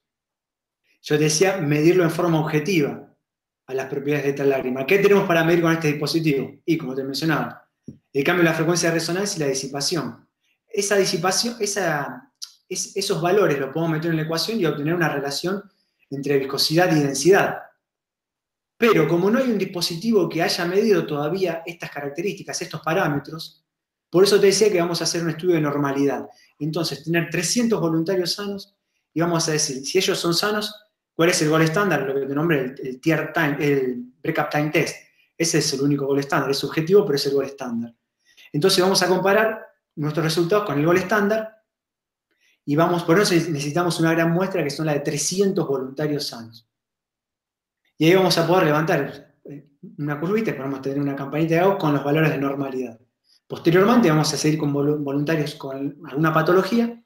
Y en relación, eso por un lado, y en relación a lo que decías de la funcionalización, sí, lo que lo hace más interesante aún este desarrollo es que existen diferentes biomarcadores presentes en la lágrima. No hay un biomarcador en particular que le quite el sueño a los oftalmólogos, sino existen muchos, cada uno se inclina más por un lado que por el otro. Entonces, lo podríamos censar funcionalizando de la forma, por ejemplo, en lo que mostramos nosotros recién, que ganamos experiencia con aptámeros, funcionalizando con aptámeros. Y eso es también a lo que apuntamos. Ok, muchas gracias. Hay una pregunta en el chat. ¿Me las podés leer, Juan, o si no yo salgo de acá? Sí, no, si no la... Salgo y las leo. Dice, buen día. No entiendo mucho de electrónica, pero estaba pensando en el tema de los cristales para medir presencia de algún elemento, encontrar la frecuencia de resonancia como parámetro. Mi pregunta viene a si este proceso puede ser reversible. O sea, en ausencia del elemento que vuelva a la resonancia original. Claro, sí. De hecho, por ejemplo, nuestra experiencia fue con aptámeros. Nuestra experiencia, lo que logramos hacer, como le decía, fijamos el aptámero, encima es un enlace covalente, por ese extremo tiol forma un enlace covalente con el oro. Entonces, lo que logramos hacer nosotros, estoy buscando el equipo, lo que logramos hacer nosotros, lo que se puede hacer es eliminar esa trombina nuevamente que se unió al aptámero para volver a censar trombina. Entonces, ahí, por ejemplo, podríamos volver a utilizar el sensor. Ahora es más difícil quitar el aptámero por este enlace covalente. Lo hicimos también. Lo hicimos. Nada más que hay que hacer nuevamente el proceso, tendríamos que hacer nuevamente el proceso de funcionalización, que en este caso en particular nos llevó un overnight, ¿no? Toda la noche de incubación. Ahora, cuando se trata de un material rígido, solamente, por ejemplo, vamos a volver al sputtering. Acá no se puede ir sacando constantemente el equipo, la microbalanza para ir limpiándola. Entonces lo que se hace, como es un material rígido, se va tarando una balanza tradicional. Entonces vamos volviendo a cero, o sea, vamos tarando esta balanza para volver a depositar nuevamente más material, ¿no?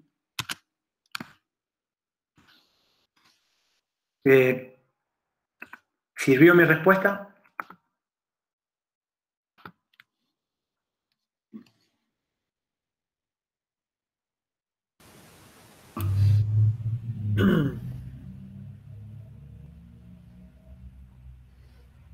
Sí, ahí están confirmando por el chat.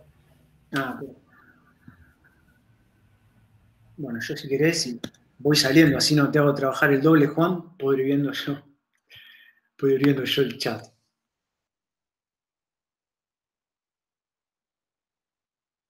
Voy a empezar la última.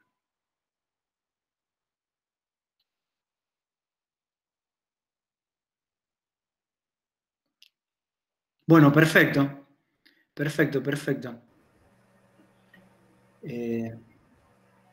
Bueno, pregunten cualquier duda.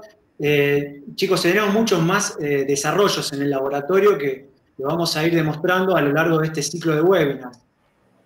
Estos, como vieron, me focalicé, hice bastante hincapié en la microbalanza de cristal de cuarzo y las diferentes formas de utilizarla y de medirla, porque no es menor tener un equipo capaz de de medir, de obtener esos parámetros.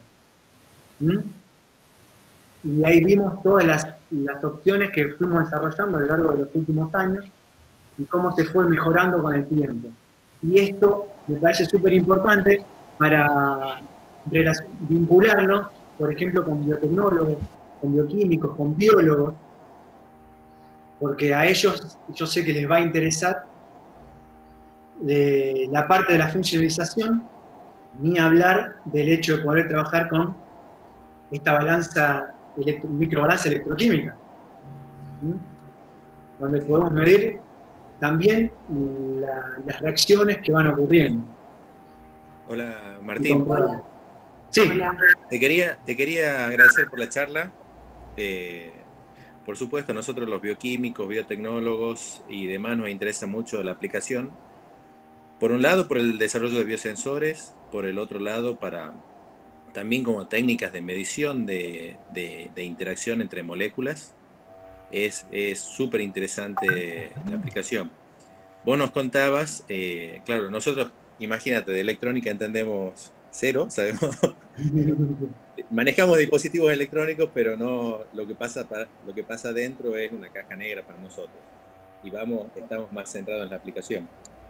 Vos nos comentaste, y bueno, creo que ya lo estuvimos hablando, nos comentaste acerca de cómo lograron reducir los costos entre los aparatos tradicionales de una microbalanza de cuarzo hacia las distintas aplicaciones que le diste vos, los distintos desarrollos. Bueno, quería que les comentes al resto cómo, en números, cuánto es esa disminución de costos con los desarrollos de ustedes. Y vi que también comentabas distintos desarrollos. ¿Cuál sería la ventaja de cada uno, digamos? Si alguno será de menor costo, alguno de mayor sensibilidad, otro de menor poder utilizar menor volumen. Tal cual. Y como te decía, no es algo menor porque al no tenerlos, y en todo el mundo en realidad pasa, bueno, tuvimos que desarrollar nuestros propios dispositivos. Obviamente a partir de proyectos abiertos, de relacionarnos con mucha gente. No sé si has terminado de... Sí, perdón que ahora no me acuerdo cuál era la pregunta. Bueno, ahí va una pregunta, si el modelo eléctrico había un capacitor en paralelo que representaba el electrodo, ¿de qué tipo de electrodo? ¿De qué tipo de electrodo? Ahora respondo a esa, para que me había preguntado, ahora me estoy acordando, la de los costos de los equipos. Ah, está bien, claro, es verdad, César, estabas con los costos, sí, correcto. Ahora vuelvo a esa, Juan, perdóname. Sí, no, por favor. Me estoy acordando ahora.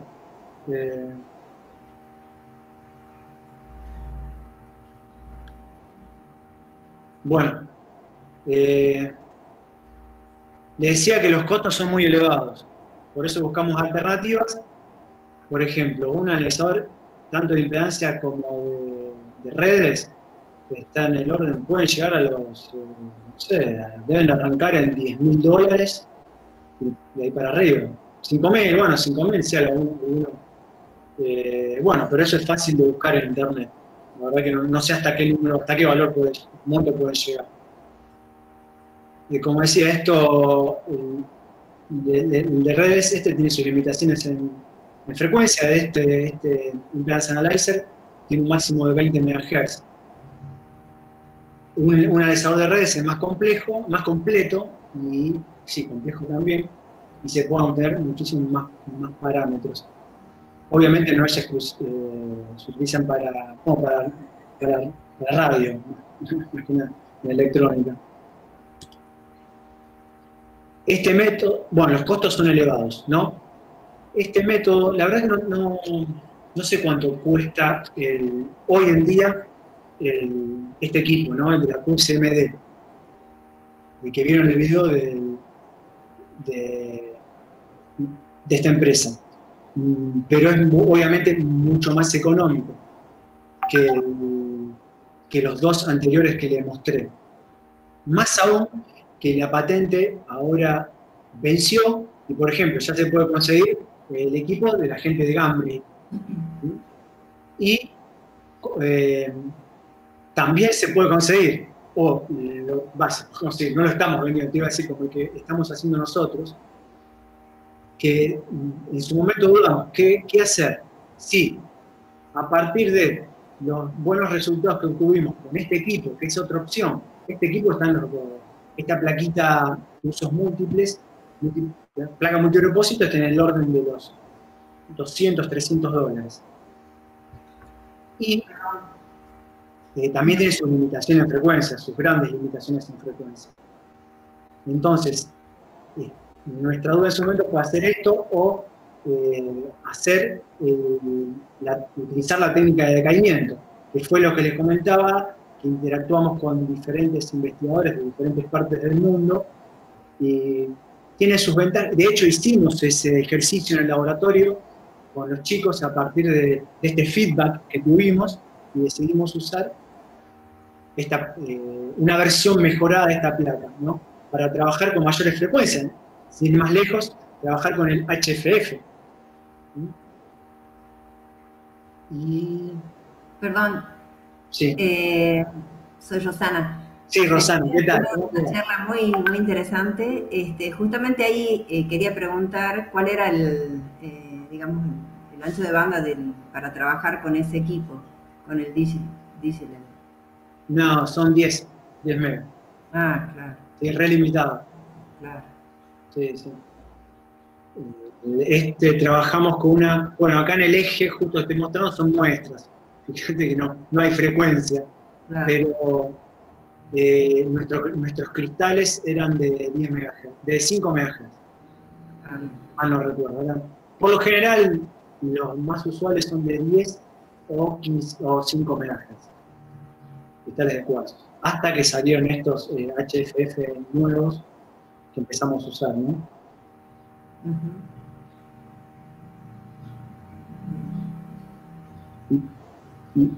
Juan, me habías hecho una pregunta que estaba en el foro. Está en el chat. No sé, Ivana, si la querés hacer. Pero es que está en el chat escrito.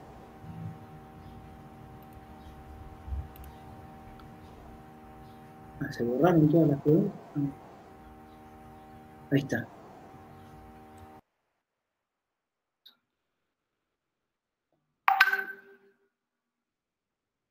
Bueno, acá me pregunta Eva Vélez por un hidrogel. Bueno, como una gráfica que yo les mostré por ahí, esa relación por ahí es más difícil de encontrar entre la disipación y el cambio de la frecuencia de resonancia, pero va a ocurrir.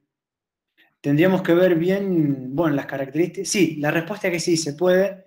Obviamente hay que trabajar un poco más, pero claro que sí se puede. Depende, está bien, tenemos que ver el cristal que se use, cuán viscoelástico es, cuán elástico es, cuán viscoso y cuán elástico es esa muestra, ¿no?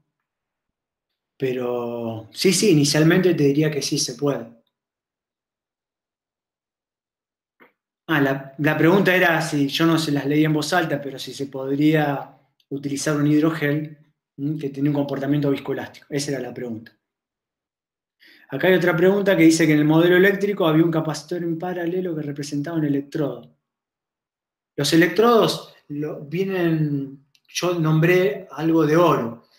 Nosotros usamos de oro, ¿por qué? Y porque el oro tiene la capacidad de formar esos enlaces covalentes con los tiones.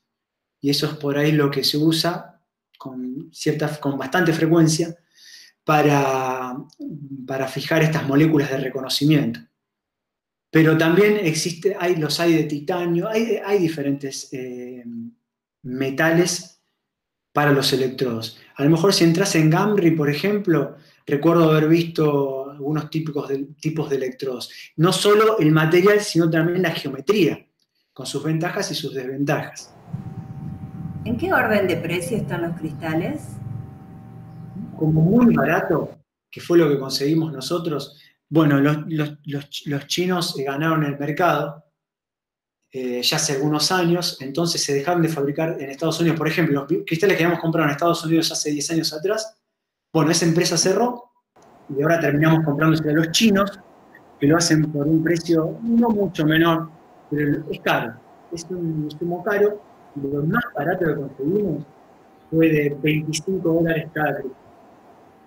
Por eso no es un insumo descartable. Claro.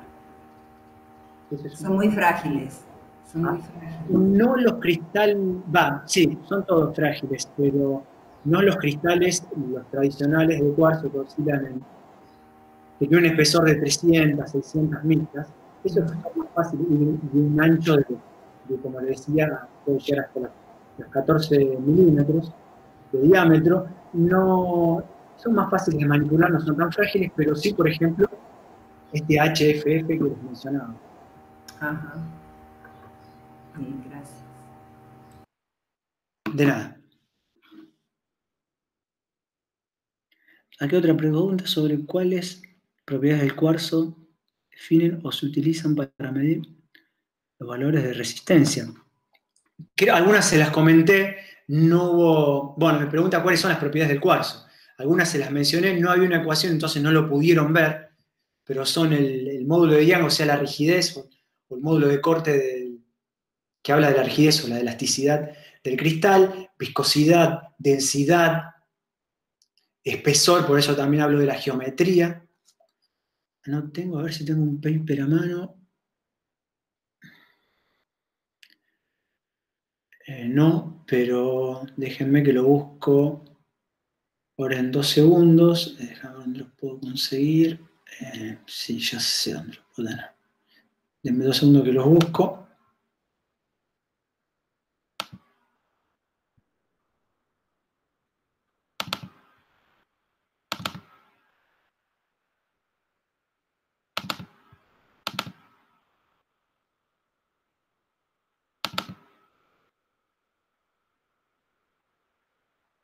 Vamos a ver si acá encuentro el paper que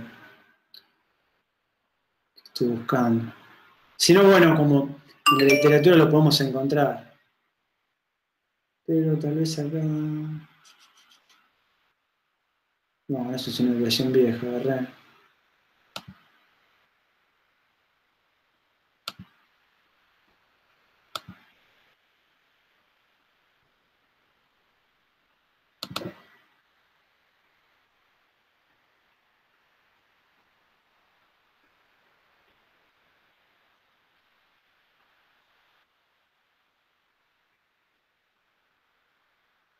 Bueno, estos son, por ejemplo, los parámetros eléctricos, que esto no se lo mencioné, porque no, como decía, no quería profundizar, pero fíjense, en función de todos los parámetros que están estos componentes, LRC. Tenemos el módulo de corte del cuarzo, constante de acoplamiento electromecánico, la viscosidad del cuarzo, la permitividad del cuarzo, el área del electrodo, el espesor del cuarzo y la frecuencia de resonancia. Bueno, ahí estaban los demás parámetros. Fíjate, Martín, que hay una pregunta Ahora vuelvo. en el chat. Creo que está arriba de la de... Quedó después de la de Eva. El modelo eléctrico había un capacitor en paralelo que representa el electrodo. ¿Qué tipo? Sí, ¿de qué tipo era el electrodo? A ese creo que la respondí. Los diferentes tipos de electrodos que encontrábamos. Ok. Sí, ese capacitor en paralelo representa el electrodo.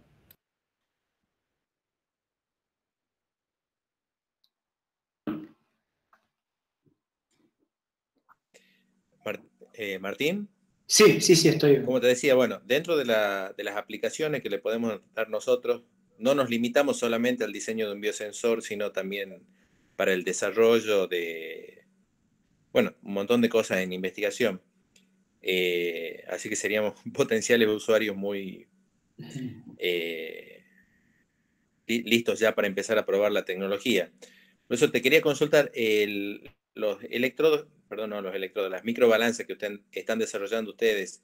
¿En qué estado de madurez están para el usuario? Imagínate, nosotros no estamos centrados en la electrónica, sino en la aplicación. Sí. ¿Qué tan difícil son de manipular, de ver para, qué sé yo, para monitorear distintas cosas? Por ejemplo, para monitorear funcionalización de un electrodo de oro, para distintas deposiciones que se hagan en un ambiente líquido y demás. Sí, era lo que... Ahora te lo muestro. Algo del... como te decía, es un problema conseguir los equipos. Entonces, a partir de estos desarrollos de código abierto y desarrollos que fuimos haciendo nosotros, llegamos bueno, a los que te mostramos. Ahora, ¿en qué grado de madurez están? Por ejemplo, voy a empezar hablando de los que estamos desarrollando nosotros. No, primero de lo que hay disponibles en el mercado y que serían relativamente accesibles. Uno es este que está acá, que es el Network Analyzer. La verdad que este ha sido una de nuestras mejores incorporaciones. Por 500 libras esterlinas, o 600, este dispositivo.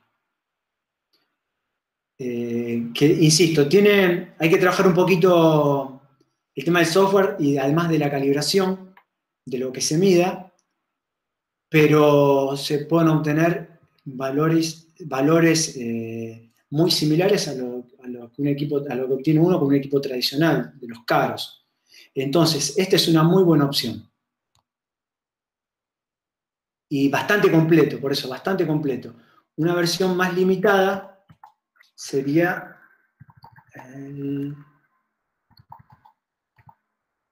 me fui para allá. Sería esta la placa Agilent, por su ancho de banda.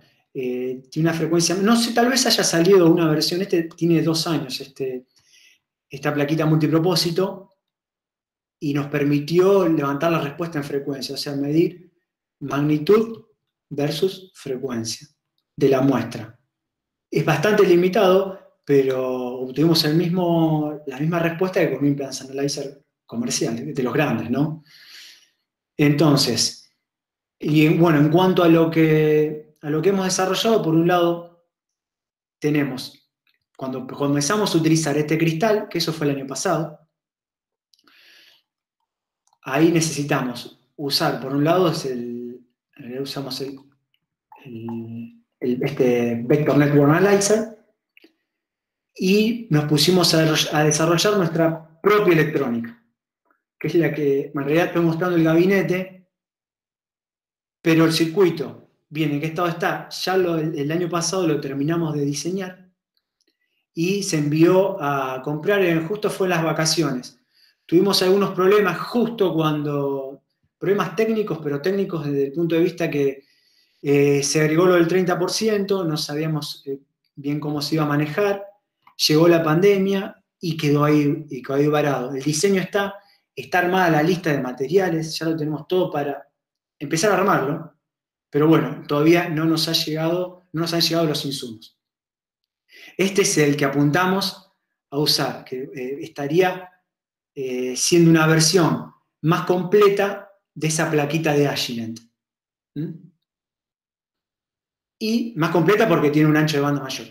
Y, por otro lado, bueno, esto es lo que ya hemos desarrollado. Como te decía, ya también tenemos la versión de la QCM, la inicial, la OpenQCM. Esa, lo que pasa de este desarrollo inicial. Lo que pasa es que también está limitado a trabajar en aire, en un medio gaseoso, ¿no? Con una plaquita como se ve acá abajo, que era la plaquita, la de Arduino, mucho más económica. Y bueno, ahora estaba pensando a medida que veía esto de OpenQCM, si se quiere lograr un desarrollo como el nuestro, como este que esperamos terminar de desarrollar, algo similar, fue lo que hicieron los italianos. Los italianos son los que crearon este proyecto abierto, con los cuales nosotros estuvimos interactuando con ellos, y ellos cuando comenzó esto de que venció la patente y empezaron a trabajar en la disipación junto con nosotros, empezamos a trabajar juntos, ellos lo empezaron a vender. Entonces vas a ver que en la página podés encontrar la QCM con disipación, que no sé, la verdad que no sé el ancho de banda, pero vamos a ser cuestión de preguntarles, que sería algo similar a esto que buscamos hacer nosotros.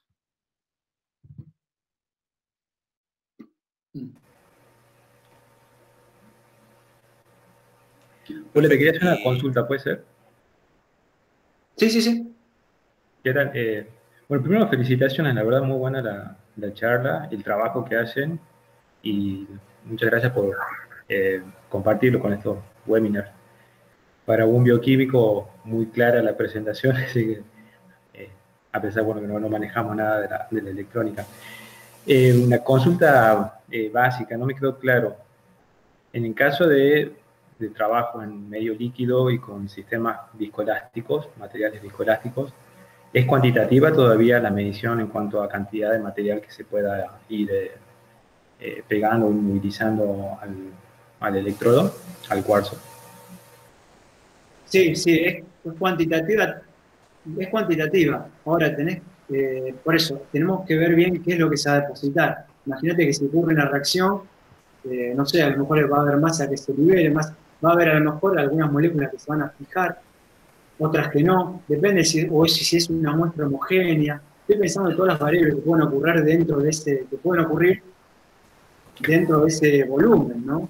A lo mejor es un fluido viscoso con partículas. Imagínate todas las variables con partículas sólidas depositadas. Esas partículas sólidas se pueden unir de alguna manera a una superficie funcionalizada. Puede ocurrir una reacción. Por eso tendremos que ver bien qué va a ser lo que está pasando en esa superficie. O simplemente si es un líquido viscoso. Ajá.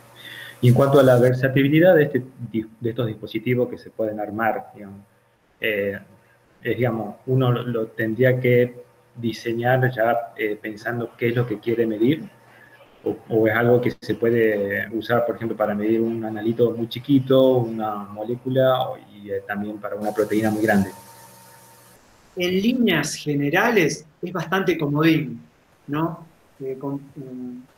Teniendo una microbalanza de cristal de cuarzo tradicional, puede servir para múltiples aplicaciones. Por eso, dependiendo, como vos decías, lo que se quiera medir, a lo mejor ya podemos cambiar o la frecuencia de cristal, o a lo mejor algunos equipos, vas a ver los comerciales, tienen la posibilidad de elegir hasta muchos sobretonos. Entonces, trabajar con esos múltiplos de la frecuencia de resonancia tiene sus ventajas también. O si no, trabajar, por ejemplo, en nuestro caso particular, necesitamos medir poco volumen, o teníamos una muestra muy chiquita, muy pequeña, entonces optamos por este HFF, por ejemplo. ¿Y ustedes medían sobre la muestra líquida o la secada? No, sobre el líquido. Sí, sobre el líquido. Ok, muchas gracias. Sí, también se puede secar, por ejemplo, y no sé, eso nunca lo he hecho, pero si lo secás vas a tener depositada una masa rígida. Entonces ahí va a ser más fácil, hasta con un equipo, con un setup como lo que mostré, los osciladores tradicionales, va a ser sencillo medirlo, por ejemplo.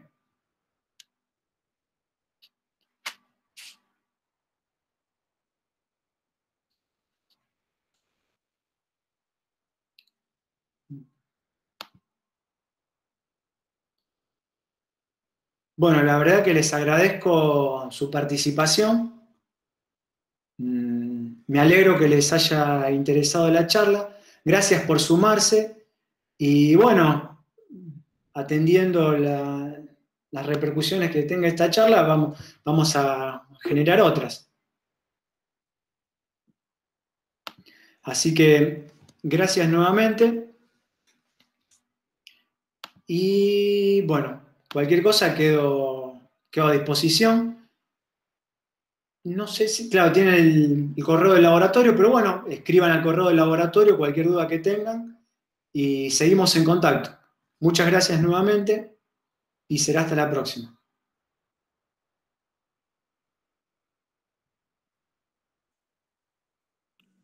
Gracias, Martín, por la charla. Muy bueno, muchas gracias. Muy interesante, la verdad. Los felicito. Gracias. Gracias, Rosana. Gracias por compartir. Sí, ya estaremos yendo a Tucumán. Sí. Todos los años, la verdad que estamos yendo una vez por año a Tucumán, por alguna razón u otra. Y este año no pude ir porque justo tengo congreso de oftalmología. Por eso fue Gabriel, Sí. nuestro representante del laboratorio. Sí, sí, buenísimo. Buenísimo, sí, los esperamos para nosotros y para las aplicaciones que hacemos, la verdad que es re interesante. Nosotros probamos hace varios años ya trabajar con QCM, con un grupo de Brasil, pero la verdad que, digamos, por los costos del equipamiento, la fragilidad de los cristales y demás, al final no continuamos trabajando con eso, pero ahora con todas las cosas nuevas y lo que ustedes desarrollan, la verdad que está re interesante. Muchas gracias. Bueno, Mario, no, por favor, gracias por participar y quedamos en contacto, Rosana. Perfecto, gracias. A vos. César, no sé si estás presente. Estoy por acá todavía. Bueno, gracias por hacerlo extensivo a los chicos del grupo. Y bueno, esperemos que haya servido. Obviamente quedamos en contacto y vamos a seguir charlando al respecto. Sí, ya podemos ver sobre las aplicaciones en particular. Mi idea era ver con el desarrollo de electrónica que hacen ustedes, nosotros podemos avanzar muchísimo por la parte bio, digamos, todo el desarrollo funcional. Yo creo que entre la gente que te estuve escuchando de acá de Tucumán hay muchas aplicaciones donde se puede usar la microbalanza de cuarzo. Bueno, sería cuestión de sentarnos a charlar a ver cómo podemos avanzar. Sí, tal cual. Será cuestión de juntarnos de forma virtual y charlarlo, ¿no? Sí. Así que, bueno, gracias nuevamente a todos los que se sumaron y, bueno, quedamos en contacto. Chao, muchas gracias. Chao, gracias. Felicidades. Gracias. Chao, muchísimas gracias. Buenos días.